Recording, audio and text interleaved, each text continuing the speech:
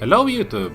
I am Torstein from Cinema Terror, and boy do I have forgotten something to talk about today. Let's travel back to 1988 and talk about a thriller that has yet to gather 100 votes on IMDb.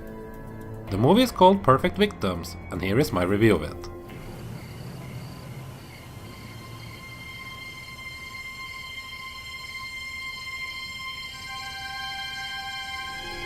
Perfect Victims tells the story of a sick individual who are on a stalk and rape spree in Los Angeles.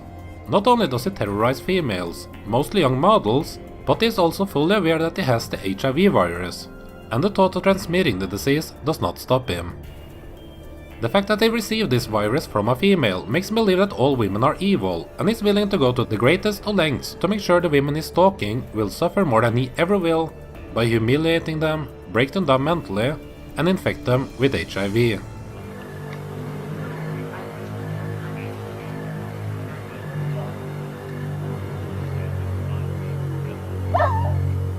The idea of a serial rapist using HIV as part of his motives, and the fact that this was created in the late 80s, makes up for a potentially interesting concept, as HIV and AIDS was still new at the time, and the fear of this new deadly disease was huge. But instead of delivering us a disturbing but socially conscious film, Perfect Victims ends up as a sleazy exploitation film that takes advantage of this disease instead of trying to use it to say something political. So the question that remains is, could this be a film worth checking out for the ones of us who do not mind dark, disturbing movies? Not really. Sorry to say, but Perfect Victims fails by being too simple and dull. The little story there is here is not worth much, as there isn't anything interesting done with it. Parts of that has to do with it being played out like a police procedure, with more screen time being used on the victims and taking down this madman.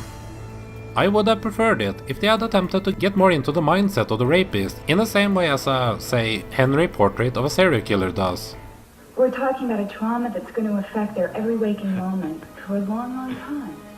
I find it incredible that such sick animals are out there in our society, and the sooner the police can put them away, the better for all of us.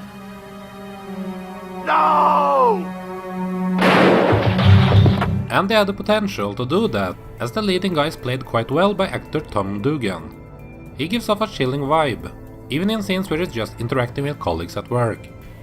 Dugan is the best thing Perfect Victim has to offer, as outside of him there is little to be joyful about. The rest of the cast is okay at best, but all of the characters are written poorly, and they suffer even more from the bad dialogue they have to deliver. I wish they had at least given us one female character with more personality to her, as the topic of the film is quite misogynistic, and it would have been balanced out a bit by having a female character that we could actually care about.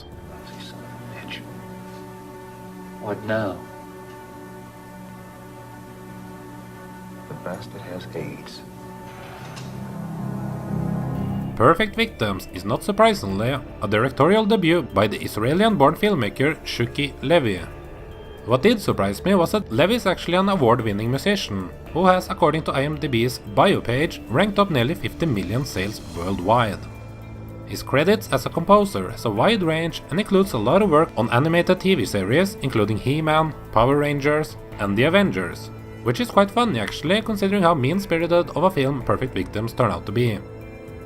It's hard for me to say exactly what he was trying to pull off here, as the entire film feels a bit off and just lazy. Some decisions, like having a victim take a long shower scene with the intent of pleasing the audience right after she has survived a rape, is just bad taste. Although I'm not going to say that I am against bad offensive content in the movies I watch, it's just that when there's no energy or creativity to it, then it just comes off as amateurish. Women like you have treated me like a piece of shit all my life. And now I'm taking you with me. As many of you as I can. Perfect Victims is a cheap, trashy little film that might make you feel uneasy due to how terrible the acts of the villain is. It's too bad for the film that it went for a thriller approach, as the only ones who would find any interest in stuff like this is horror fans who have an attraction to dark, disturbing subject matter. Even if the premise might sound shocking enough for you to want to seek this out, you should trust me on it not being worth the hunt. Perfect Victims is a film I will be unlikely to remember a few weeks from now, and I doubt anyone else will remember much from it either. Perfect Victims gets a low score of 1.5 out of 5. Are you one of the few others who have seen Perfect Victims? If so, did you like it more than I did? If you enjoyed this video and feel like supporting what I do, then I do have a Patreon page up where you can send me your hard-earned money without getting anything else than a thanks back. It's not like YouTube are gonna let a video about an HIV-infected rapist movie stay monetized for many minutes, so any support would be awesome. Pressing that like button lets me know that you want more reviews of forgotten ghastly movies such as Perfect Victims. And if this is your kind of thing, then perhaps you might want to check out my review of another forgotten film called Zipperface. Thank you for watching this video, hope it was enjoyable for you, and that I will see you again in the future, here on Cinema Terror.